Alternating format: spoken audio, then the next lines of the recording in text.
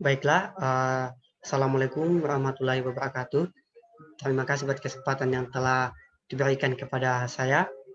Pada kesempatan kali ini, saya akan menjelaskan sedikit hal yang saya ketahui mengenai protein. Nah, sebelum untuk melangkah lebih jauh menjelaskan mengenai hal-hal yang berkaitan dengan protein, terlebih dahulu saya akan menjelaskan definisi dari protein itu sendiri. Apa itu protein? Nah, protein itu adalah makromolekul yang terdapat di dalam tubuh yang merupakan makromolekul polipeptida yang tersusun dari asam amino, di mana asam amino ini diikat oleh ikatan peptida. Protein ini tersusun dari atom karbon, atom oksigen, dan atom nitrogen. Nah, hal yang membedakan protein dengan senyawa lainnya seperti karbohidrat dan lemak itu karena protein ini tersusun atas atom nitrogen. Nah, protein ini merupakan senyawa kedua terbesar di dalam tubuh setelah air. Oleh karena itu, protein sangat berperan penting dalam tubuh manusia ataupun makhluk hidup. Nah, mungkin itu saja mengenai definisi dari protein. Kemudian kita melangkah ke fungsi dari protein. Nah, protein ini sangat memiliki peranan yang sangat penting di dalam tubuh. Mengapa? Karena seperti yang saya jelaskan tadi bahwa protein itu merupakan senyawa terbesar kedua di dalam tubuh setelah air, sehingga dia sangat memiliki peranan yang sangat kuat di dalam tubuh manusia. Nah, peranan yang menjadi ciri khas dari protein ini adalah dia sebagai pembangun jaringan organ tubuh, pembangun jaringan tubuh yang sel yang telah mati, misalnya sel-sel tubuh yang telah mati. Nah, di sini protein ini akan memiliki peran yang sangat penting dalam membangun jaringan sel tubuh tersebut menjadi sel tubuh yang baru. Nah, selain itu dia juga dapat mengatur tekanan osmotik di dalam tubuh. Nah, tekanan osmotik dalam tubuh itu dapat diatur dengan adanya protein sebagai senyawa yang memiliki andil atau memiliki peranan dalam bidang tekanan osmotik tersebut. Nah, setelah itu dia juga dapat menghasilkan pertahanan tubuh atau imunitas di dalam tubuh. Dia juga dapat menghasilkan energi, menghasilkan senyawa non esensial, dan menghasilkan mekanisme transportasi di dalam tubuh. Nah, masih banyak lagi peranan protein di dalam tubuh. Beberapa di antaranya itu seperti dia sebagai antibakteri atau dia dapat melawan bakteri antigen di dalam tubuh. Dia juga dapat menyeimbangkan pH, dapat sebagai enzim, dapat sebagai antibodi dan hormon. Dia dapat menghasilkan cadangan energi, hemoglobin dalam eritrosit sebagai pengangkut oksigen dari paru-paru ke seluruh tubuh, dan juga dapat mengatur metabolisme di dalam tubuh. Olehnya itu, senyawa protein ini sangat dibutuhkan dan sangat penting di dalam tubuh manusia. Nah, apa sih jenis-jenis dari asam amino atau penyusun dari protein ini? Jadi asam amino itu dibagi menjadi dua bagian utama. Ada asam amino esensial dan asam amino non esensial. Nah, asam amino esensial adalah asam amino yang tidak dapat diproduksi sendiri oleh tubuh manusia. Artinya bahwa dia dibutuhkan faktor eksternal dalam memproduksi asam amino ini. Nah, sebagai contohnya itu adalah valin, leucin, lisin, isoleucin, tryptophan, taurin, methionine, histidin, dan arganin. Nah, yang kedua itu ada asam amino non esensial. Nah, asam amino non esensial ini adalah asam amino yang dapat diproduksi oleh tubuh manusia. Artinya bahwa dia dapat diproduksi sendiri tanpa adanya faktor eksternal yang dapat membantu dalam produksi asam amino ini. Nah, sebagai contohnya itu ada glisin, serin, dan alanin.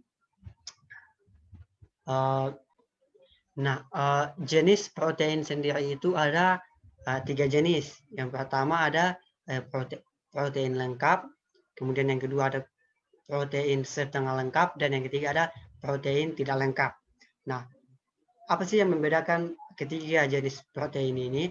Kalau protein lengkap itu adalah protein yang mengandung semua jenis asam amino esensial. Itu protein lengkap. Nah, kalau protein setengah lengkap, dia juga mengandung semua asam amino esensial, tetapi salah satu asam amino esensial yang dikandungnya ini berbeda kadarnya atau jumlahnya lebih rendah dibandingkan dengan asam amino lainnya, asam amino esensial lainnya. Kemudian asam amino tidak lengkap itu adalah asam amino yang hanya mengandung sebagian protein yang hanya mengandung sebagian asam amino. Kemudian selanjutnya kita akan membahas mengenai pengujian protein. Nah, untuk menguji adanya protein dalam suatu makanan atau dalam suatu bahan pangan dapat dilakukan 4 pengujian. Yaitu yang pertama ada pengujian biuret, kemudian yang kedua ada pengujian ninhidrin, kemudian yang ketiga ada pengujian pengendapan protein, kemudian yang keempat itu ada pengujian santo protein. Nah, pengujian biuret ini merupakan pengujian dengan penambahan senyawa natrium hidroksida dan CuSO4. Dia akan hasil positifnya yang menandakan bahwa bahan pangan atau sampel ini mengandung protein dengan adanya perubahan warna menjadi warna ungu. Nah, kemudian ada yang kedua uji ninhidrin. Nah, uji ninhidrin ini merupakan proses uji dengan menambahkan reaksi ninhidrin di mana sampel yang diuji jika terjadi perubahan warna violet atau warna ungu, maka dia dinyatakan mengandung protein. Kemudian yang ketiga itu ada pengujian pengendapan protein. Nah, pengujian pengendapan protein ini dilakukan dengan menambahkan asam pikrat pada sampel, kemudian ditambahkan asam trikloasetat, kemudian trikloasetat, kemudian ditambahkan asam sulfosalisilat. Kemudian ada pengujian keempat yaitu pengujian santo protein. Nah, pengujian santo protein ini merupakan pengujian dengan penambahan asam niktat pekat yang terbentuk endapan putih yang kemudian akan berubah menjadi warna kuning yang menandakan bahwa terdapat protein di dalam sampel. Kemudian metode analisis yang digunakan untuk menganalisa protein dalam kadar atau konsentrasi yang rendah itu dengan menggunakan alat spektrofotometer, di mana pada panjang spektrofotometer ini pada panjang gelombang visible. Nah, prinsip dan metode ini dapat dilihat dengan didasarkan pada terjadinya reaksi Cu2+ dengan ikatan peptida dari protein yang kita uji atau sampel yang kita uji. Nah, akan terjadi reduksi asam fosfomolibdat. Fosfomolibdat ini akan mengalami reduksi dengan asam fosfotungstat, di mana akan menghasilkan warna biru ungu, sehingga kita dapat mengetahui kadar dari protein yang ada di dalam sampel yang kita diuji. Nah, metode analisis ini biasa disebut dengan metode metodologi. Selanjutnya saya akan membahas mengenai asal atau sumber dari protein itu. Nah, protein itu dapat dibagi menjadi dapat berasal dari dua sumber utama, yaitu dari protein nabati dan juga dari hewani. Nah, protein nabati ini merupakan protein yang berasal dari tumbuh-tumbuhan, di mana dia lebih ke kacang-kacangan dan biji-bijian. Nah, 70% dari persediaan protein eksternal itu berasal dari tumbuhan ini, di mana dari bagian kacang-kacangan dan biji-bijian adalah bagian yang terbesar dalam memberikan kontribusi banyaknya atau jumlah protein yang dihasilkan dari eksternal. dan sayur-sayuran dan buah-buahan juga mengandung protein, tetapi kontribusinya lebih rendah dibandingkan dengan kacang-kacangan dan biji-bijian. Kemudian sumber protein yang kedua itu ada protein hewani. Nah, kenapa disebut protein hewani? Karena dia berasal dari hewan. Nah, contoh dari protein hewani itu ada berasal dari daging, dari telur, dari susu, dan dari ikan. Nah, protein hewani disebut juga sebagai protein yang lengkap. Mengapa? Karena protein ini mempunyai kandungan asam amino esensial yang sangat lengkap dan susunannya mendekati apa yang diperlukan oleh tubuh sehingga dia biasa disebut dengan asam amino yang lengkap. Selain itu protein dari hewani juga sangat bermutu tinggi sehingga dia sangat penting atau sangat bermanfaat jika kita konsumsi. Namun perlu diperhatikan bahwa dengan mengkonsumsi protein terlalu banyak juga itu dapat merusak bukan merusak dia, tapi dia akan menyulitkan dalam pencernaan. Kenapa? Terutama protein hewani. Kenapa? Karena makanan yang berasal dari protein hewani ini terkadang sulit untuk diserap oleh tubuh karena dia mengandung serat. Nah, jadi alangkah baiknya alangkah baiknya jika mengkonsumsi protein hewani juga itu dalam kadar yang pas, tidak kurang tetapi tidak berlebih. Kemudian kita beralih ke struktur dari protein ini atau klasifikasi dari protein itu sendiri. Nah, protein itu dapat dibagi menjadi protein bentuk serabut yang terdiri atas beberapa rantai peptida yang berbentuk spiral yang terjalin satu sama lain sehingga dia menyerupai batang yang kaku. Nah, karakteristik protein berbentuk serabut ini adalah dia rendahnya memiliki daya larut yang rendah, kemudian dia memiliki kekuatan mekanis yang tinggi dan terhadap enzim pencernaan. Nah, protein ini terdapat dalam unsur-unsur struktur tubuh. Nah, salah satu contohnya adalah kolagen. Nah, kolagen ini merupakan protein utama jaringan ikat, di mana kolagen ini tidak larut dalam air dan mudah berubah menjadi gelatin dan mudah berubah menjadi gelatin bila dia direbus dalam air asam encer atau alkali. Nah, sebanyak 30% total manusia itu adalah kolagen. Kemudian yang kedua itu ada protein globular. Nah, protein globular ini dia berbentuk bola dan terdapat dalam cairan organ tubuh. Nah, protein ini larut dalam larutan garam dan asam encer. Dia mudah berubah di bawah pengaruh suhu, konsentrasi garam, serta mudah mengalami denaturasi. Kemudian yang ketiga itu ada protein konjugasi. Nah, protein konjugasi ini merupakan protein sederhana di mana dia terikat dengan bahan-bahan non asam amino. Nah, gugus non asam amino ini dinamakan sebagai gugus prostetik. Kemudian selanjutnya kita membahas mengenai pencernaan protein. Nah, protein itu dapat dicerna atau dapat dihidrolisis di dalam tubuh. Nah, untuk membedakan asam amino agar dapat diserap dan didistribusikan oleh darah ke seluruh tubuh atau ke seluruh organ dari jaringan tubuh manusia itu sendiri. Kemudian asam amino ini merupakan produk akhir dari perombakan protein. Nah, proses perombakan protein menjadi asam amino dia itu berlangsung dalam saluran pencernaan, terutama di bagian usus halus, kemudian dapat menghasilkan 20 jenis asam amino yang berbeda.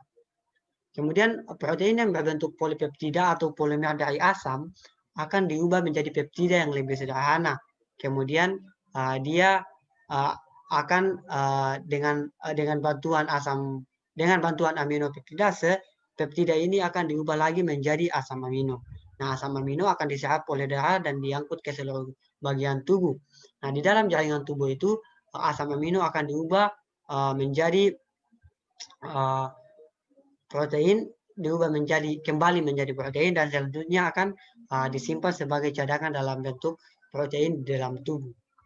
Nah, denaturasi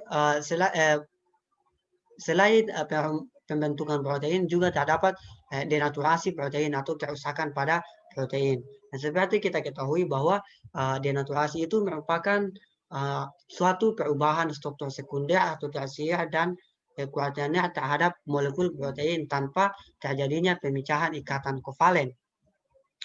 Jadi denaturasi juga itu dapat didefinisikan sebagai suatu proses terpecahnya ikatan hidrogen, interaksi hidrofilik, ikatan garam, dan terbentuknya lipatan molekul. Nah, denaturasi protein ini adalah konformasi yang fundamental dalam semua bagian molekulnya yang penting yang menyebabkan kehilangan aktivitas biologi dan fungsi alamiahnya. Nah, denaturasi protein dapat terjadi karena adanya perlakuan panas, adanya pH ekstrim, alkohol, gangguan fisik, dan kimia dapat memicu adanya denaturasi protein ini. Selanjutnya, dengan membahas mengenai daya laut protein. Nah, daya laut protein itu dia dapat dibagi menjadi beberapa bagian, yaitu ada protein serat, yaitu protein yang tidak mula larut, kemudian ada protein kontraktil atau protein kompleks atau seperti kompleks protein otot. Nah, misalnya dia itu seperti aktin, trombosiomin, dan myosin. Kemudian yang ketiga itu adalah protein globular. Nah, protein globular ini adalah protein yang dapat diekstrak dari jaringan dengan menggunakan air laut atau dengan menggunakan lautan garam. Kemudian fungsi protein di dalam hewan itu sangat banyak, di mana protein ini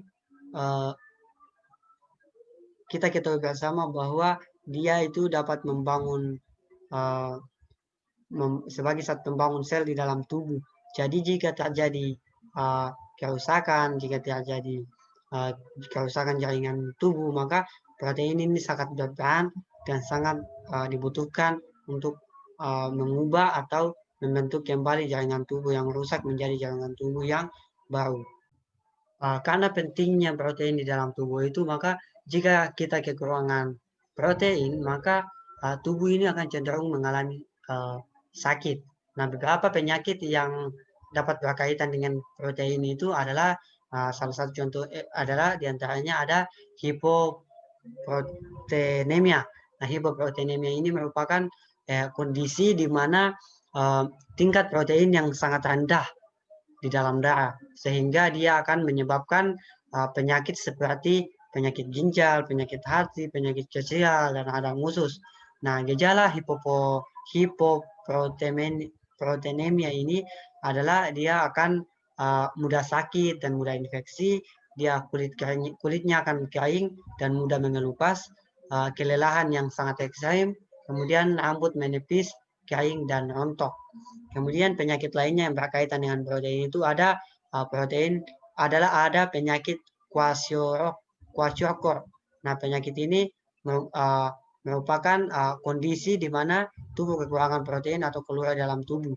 Nah, penyakit ini terjadi akibat sel tubuh tertentu tidak mendapatkan protein, sehingga fungsi normal dari sel tersebut akan mati, dan karena tidak adanya protein di dalam sel tersebut, maka tidak akan terjadi regenerasi sel yang baru. Seperti yang saya jelaskan tadi, bahwa protein ini sangat berperan dalam membangun jaringan sel yang sudah mati menjadi jaringan sel yang baru. Sehingga pada saat suatu sel tidak mengandung protein, maka pada saat sel itu mati, dia tidak akan meregenerasi lagi. Nah, inilah dapat mengakibatkan penyakit kwashiorkor ini. Nah, penyakit kwashiorkor ini merupakan penyakit yang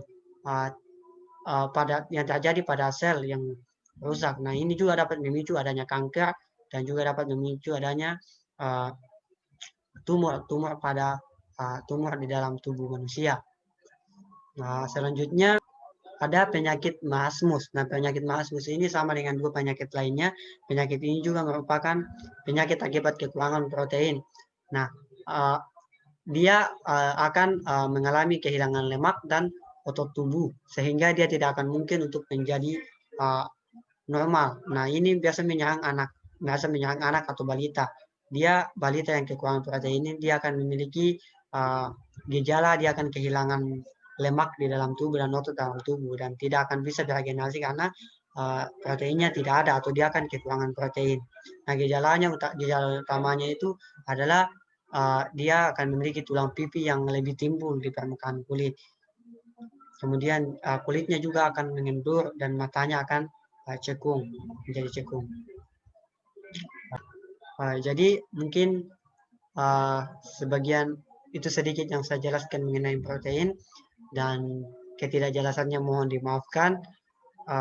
Jika ada kesalahan kata juga mohon dimaafkan, dan mungkin sekian. Terima kasih, dan saya tutup dengan mengucapkan alhamdulillah. Assalamualaikum warahmatullahi wabarakatuh.